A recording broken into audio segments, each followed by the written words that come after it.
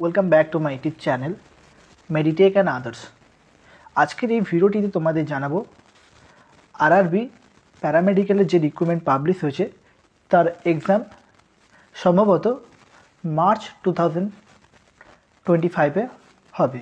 এই RRB paramedical এক্সামের previous year যে কোশ্চেন রয়েছে সে বিষয়ে অলরেডি 3টে ভিডিও বানিয়েছি। যারা এখনও সেই ভিডিও দেখোনি আই বাটনে ক্লিক করে সেই ভিডিওটি দেখে নেবে। আজকের এই ভিডিওটিতে বাকি যে কোশ্চেনগুলো রয়েছে সেই কোশ্চেন নিয়ে আলোচনা করব, তাই তোমরা এই ভিডিওটি সম্পূর্ণভাবে দেখবে এবং এর পরবর্তী আরও গুরুত্বপূর্ণ ভিডিও পাওয়ার জন্য এই চ্যানেলটি অবশ্যই সাবস্ক্রাইব করবে এবং পাশে থাকা যে বেল আইকনটি রয়েছে সেই বেল আইকনটি অবশ্যই প্রেস করবে, যার ফলে পরবর্তী নতুন কোনো ভিডিও আপলোড করলে সেই ভিডিওর নোটিফিকেশান সবার আগে তোমাদের কাছে পৌঁছায়। যে কোশ্চেনটা রয়েছে দেখে নাও তোমরা। Which reagent has not routinely used to preserve tissue in a life-like manner। অর্থাৎ আমরা যে হিস্টোপ্যাথোলজি ল্যাবে টিস্যুকে যে প্রিজার্ভ করা হয় সেখানে রুটিনলি কোনটা ইউজ করা হয় না। অপশানগুলো ফলো করো। অপশান এ রয়েছে ফর্মিক অ্যাসিড, অপশান বি রয়েছে জিঙ্কার ফ্লুইডস, অপশান সি রয়েছে 40% ফর্মালডিহাইড ডিজলভ ইন ওয়াটার, আর অপশান ডি রয়েছে বুইন ফ্লুইড। তাহলে দেখে নাও এই যে বি, সি এবং ডি, অর্থাৎ আমরা যে হিস্টোপ্যাথোলজি ল্যাবে টিস্যুকে যে প্রিজার্ভ করা হয় সেখানে রুটিনলি কোনটা ইউজ করা হয় না। অপশান দেখে নাও কী কী রয়েছে এখানে। অপশানগুলো ফলো করো। অপশান এ রয়েছে ফর্মিক অ্যাসিড, অপশান বি রয়েছে জিঙ্কার ফ্লুইডস, অপশান সি রয়েছে 40% ফর্মালডিহাইড ডিজলভ ইন ওয়াটার, আর অপশান ডি রয়েছে বুইন ফ্লুইড। তাহলে দেখে নাও এই যে বি, সি এবং ডি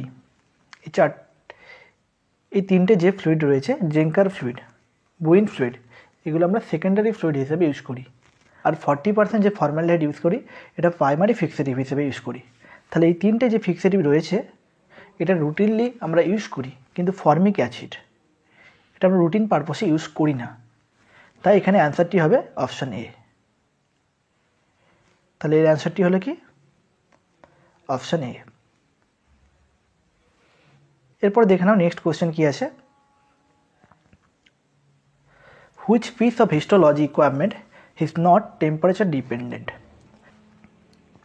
এখানে যে হিস্টোলজির যে ইকুইপমেন্টগুলো দিয়েছে তার মধ্যে কোনটা টেম্পারেচার ডিপেন্ডেন্ট নয়। দেখে নাও অপশান কি রয়েছে। অপশান এ রয়েছে ওয়াক্স, অপশান বি রয়েছে টিস্যু প্রসেসর, অপশান সি রয়েছে মাইক্রোটোম, অপশান ডি রয়েছে এমবেডিং সেন্টার। অর্থাৎ আমরা যে হিস্টোপ্যাথোলজিতে কাজ করি যেখানে ওয়াক্স, প্রথমে বলে দিই দেখে নাও যে ওয়াক্স রয়েছে মানে সেখানে ওয়াক্স মেল্ট করতে হয়, তার জন্য টেম্পারেচারের দরকার হয়। তাহলে এটা হলো টেম্পারেচার ডিপেন্ডেন্ট। টিস্যু প্রসেসরের জন্য সেখানে ইলেকট্রিক সোর্স থাকে এবং একটা নির্দিষ্ট টেম্পারেচারের দরকার হয়। তাহলে এটা হলো টেম্পারেচার ডিপেন্ডেন্ট। টিস্যু প্রসেসরে কী হয়, টিস্যু প্রসেসিং হয়, বিভিন্ন অ্যালকোহল এবং জাইলিংয়ের চেঞ্জেসগুলো থাকে, সেগুলো অটোমেটেড যে টিস্যু প্রসেসর মেশিন হয় সে সম্পূর্ণ সেই কাজটা করে। তারপরে দেখে নাও এমবেডিং সেন্টার অর্থাৎ যে ব্লক যে টিস্যুটা থাকে যে ব্লক প্রিপারেশন হয়, তো এখানে মেল্টেড ওয়াক্স দিয়ে একটা স্কোয়ার টাইপের একটা ব্লক প্রিপারেশন হয়। এখানে টিস্যুটা মিডিলে থাকে, একটা ব্লক প্রিপারেশন হয়, তার জন্য কিন্তু একটা নির্দিষ্ট টেম্পারেচারের দরকার হয়। কারণ হচ্ছে যে আমাদের ওয়াক্স যে রয়েছে সে মেল্টেড ওয়াক্সটাকে মেল্ট করার জন্য 52 to 54 ডিগ্রি সেন্টিগ্রেডের মধ্যে রাখতে হয়। কিন্তু যে মাইক্রোটোমের কাজটা কি, সেখান থেকে ব্লকটাকে কাটিং করে রিবন তৈরি করা হয়, সেই রিবন স্লাইডের উপরে ফিক্স করা হয়। বুঝলে? তাহলে এখানে কিন্তু কোনো রকম টেম্পারেচারের দরকার হয় না। তাই অ্যান্সারটি হবে অপশান সি। অ্যান্সারটি হচ্ছে অপশান সি। ব্যাপারটা বুঝলে? Okay, next question. Which test cannot be performed one এর সিরাম স্যাম্পেল। এখানে বলছে অপশানে দেখে নাও কী কী অপশানগুলো রয়েছে। কোন টেস্টটি সিরাম স্যাম্পেল থেকে করা পসিবল নয়? Option A iron, option B vitamin B12, option C total lipids, option D হচ্ছে ক্লটিং ফ্যাক্টরস। এখানে দেখে নাও অপশান যেগুলো রয়েছে। টোটাল লিপিডস, আমরা যে কোলেস্টেরল টেস্ট করি তার জন্য কি ভাইল থাকে? ক্লট ভাইল থাকে, বা রেড কালারের যে ভাইলগুলো আমরা ইউজ করি সেখানে সিরাম থাকে। তাহলে টোটাল লিপিডস কিন্তু আমরা সিরাম থেকে পারফর্ম করতে পারবো। একই রকমভাবে আয়রনও সিরাম থেকে পারফর্ম করতে পারবো। ভিটামিন B12 সিরাম থেকে পারফর্ম করতে পারবো। কিন্তু কোন টেস্টটা পারফর্ম করতে পারবো না সিরাম স্যাম্পেল থেকে? Clotting factor. কারণ আমরা ক্লট ভাইলে স্যাম্পেল দেওয়ার ফলে তার মধ্যে যে আরবিসি ছিল এবং বাকি যে সেলুলার মেটেরিয়ালগুলো ছিল, ক্লটিং ফ্যাক্টরগুলো সেখানে কি করেছে? ইউটিলাইজ হয়ে গেছে। ইউটিলাইজ হয়ে সেই সেলুলার মেটেরিয়াল বা ব্লাড এর মধ্যে যেগুলো রয়েছে WBC, RBC, প্লেটলেট, সেগুলো একটা ক্লাম্প তৈরি করে দিয়েছে। তাহলে সেখান থেকে কিন্তু আমরা ক্লটিং ফ্যাক্টর কিন্তু পারফর্ম করতে পারবো না। ক্লটিং ফ্যাক্টর পারফর্ম করতে গেলে যেমন আমরা কোয়াগুলেশন স্টাডি করি, সাইট্রেট ভাইল থাকে 3.2%, সেখান থেকে আমরা ক্লটিং ফ্যাক্টর করতে পারবো। তাই এখানে অ্যান্সারটি হবে অপশন ডি। ওকে, তারপরে নেক্সট কোশ্চেন দেখো। Which one of the following is an indicator? Option A normal saline, option B buffer, option C হচ্ছে লিটমাস, অপশন ডি হচ্ছে লিসম্যান। অর্থাৎ এখানে যে অপশানগুলো রয়েছে এর মধ্যে কোনটি indicator? Normal saline, buffer, Leishman. Indicator মানে কি? যেখানে একটা ইন্ডিকেট করবে কোনো জিনিসকে। এখানে লিটমাস, নর্মাল স্যালাইন ইন্ডিকেটর হিসেবে কোনো কাজ করে না, বাফারও কোনো কাজ করে না। লিসম্যান একটা স্টেনিং, যেটা হচ্ছে বেসিক এবং অ্যাসিডিকের কম্বিনেশনে তৈরি। লিটমাস এটা হলো একটা ডাই অ্যান্ড ইন্ডিকেটর।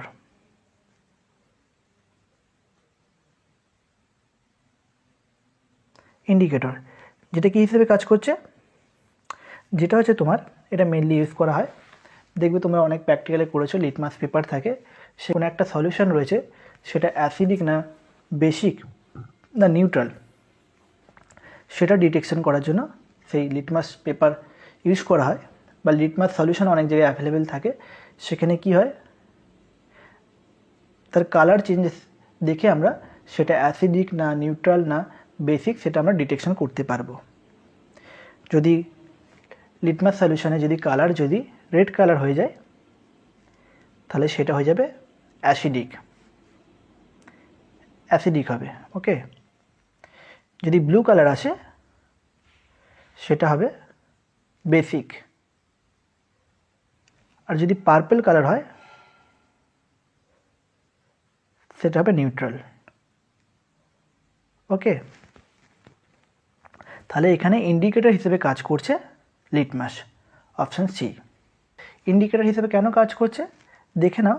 যেখানে একটা সলিউশন দেওয়া রয়েছে, সেই সলিউশনটা অ্যাসিডিক না বেসিক না নিউট্রাল, যখনই তুমি এই লিটমাসটাকে অ্যাড করবে তার কালারটা চেঞ্জ হচ্ছে, তার অ্যাসিডিক বা বেসিক বা নিউট্রাল নেচারের উপর বেস করে।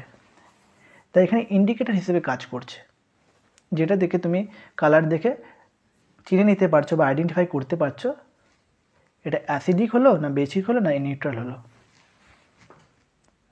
তাহলে অপশন হবে সি। তারপরে দেখে নাও question number 55। What are the recent developments in blood banks? তাহলে ব্লাড ব্যাঙ্কে দেখে নাও কী কী অপশানগুলো রয়েছে। Automation, donor services, camps, all of the above. Recently development blood ব্যাঙ্কে কোন জিনিসটা হয়েছে? ক্যাম্পস মানে ভলেন্টারি ক্যাম্প হয় বা ইনহাউস ক্যাম্প হয়ে থাকে। ডোনার সার্ভিসেস মানে ডোনারদের যে সার্ভিস ব্যাপার যে থাকে, ডোনারে ব্লাড নেওয়া এবং ডোনারকে ব্লাড সাপ্লাই দেওয়া,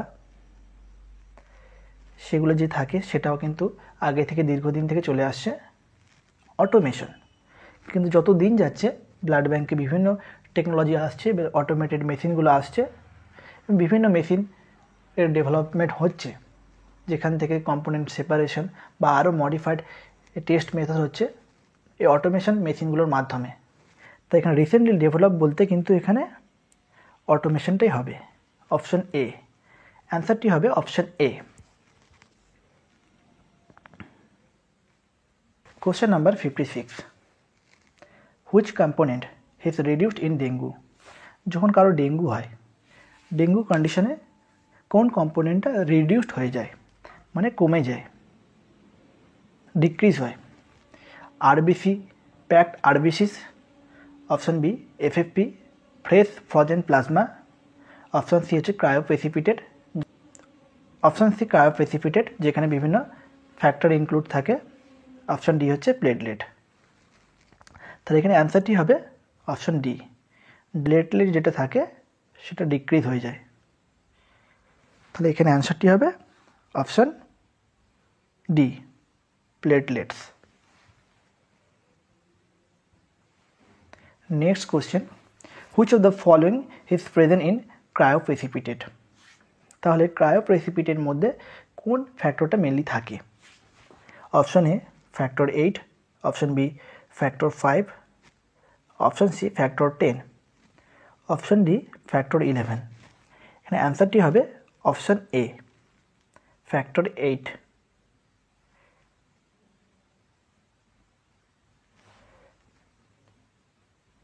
তার পরবর্তী question, what is the accreditation body for hospitals?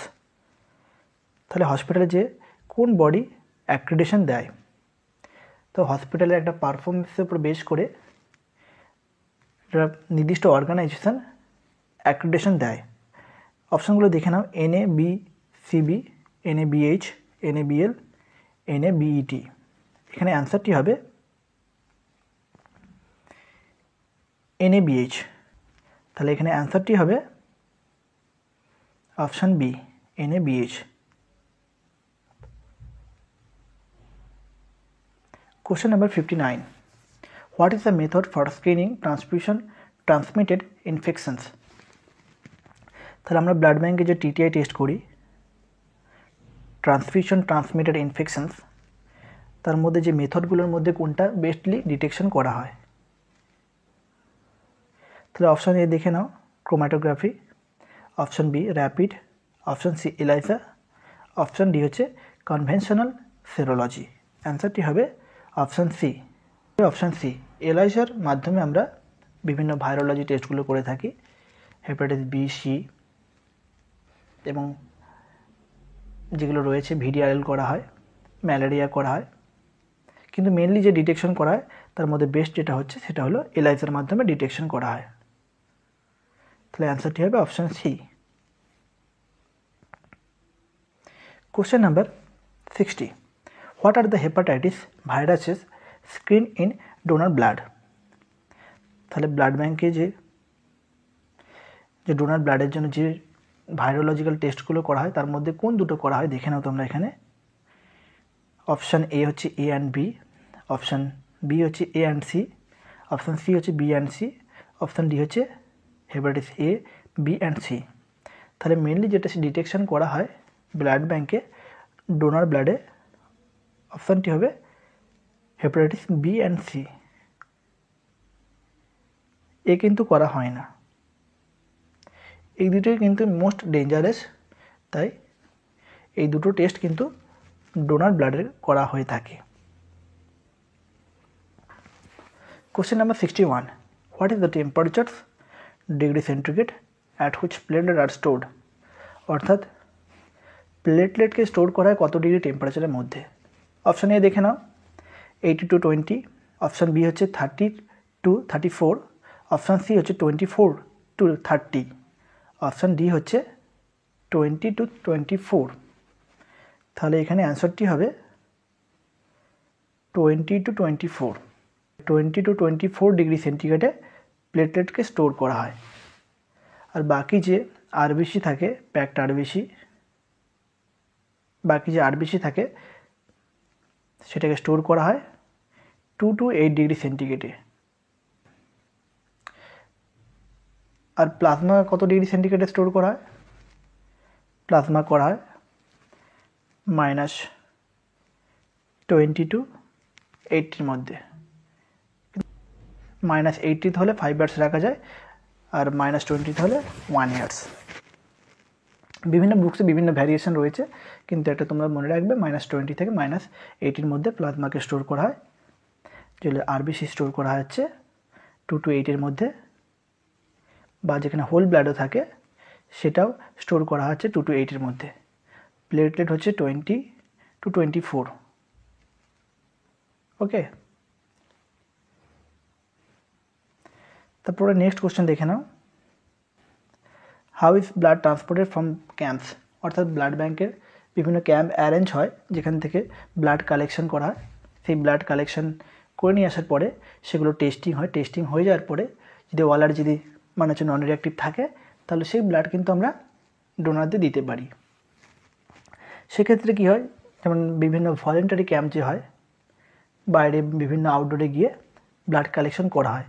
Blood collection করে নেওয়ার পরে সেই ব্লাড কীভাবে নিয়ে আসবো, তার জন্য অপশানগুলো এখানে দিয়েছে, দেখে নাও। Option A transport containers, option B thermocol box, option C refrigerator, option D plastic container with ice. তাহলে অনেকেই অ্যান্সার দেবে, দেখে নাও প্লাস্টিক কন্টেনার উইথ আইস। কারণ তোমরা দেখেছো যে অনেকেই যে ব্লাড ব্যাংকের যে মানে স্টোর করে নিয়ে আসার জন্য যেগুলো নিয়ে যায়, প্লাস্টিক কন্টেনার নিয়ে যায়, সঙ্গে আইস নিয়ে যায়। কিন্তু এটা কিন্তু অ্যান্সার হবে না। কেন হবে না? কারণ হচ্ছে প্লাস্টিক কন্টেনার উইথ আইস, যদি ব্লাডগুলোকে আমরা প্লাস্টিক কন্টেনার এবং সঙ্গে যদি আইস থাকে, আইসের টেম্পারেচার কত 0 ডিগ্রি সেন্টিগ্রেড থাকে। সে আইসের কন্ট্যাক্টে কী হবে, যে প্লেটলেটগুলো থাকবে সেগুলো নষ্ট হয়ে যাবে। তাই কিন্তু এটা অ্যান্সার হবে না। তাহলে অ্যান্সারটি কী হবে? অ্যান্সারটি হবে ট্রান্সপোর্ট কন্টেনার। ট্রান্সপোর্ট কন্টেনার বলতে এটা স্পেসিফিক থাকে, কোন পারপোসে কি ব্লাড নিতে চাইছো সেই পারপোসে সেটাকে স্টোর করে নিয়ে আসা হয়। তারপরে দেখে নাও থার্মোকল বক্স। অনলি যদি থার্মোকল বক্সও নিয়ে আসো, সেক্ষেত্রেও কিন্তু একটা টেম্পারেচার মেনটেন হবে না, তাই এটাও কিন্তু পসিবল নয়।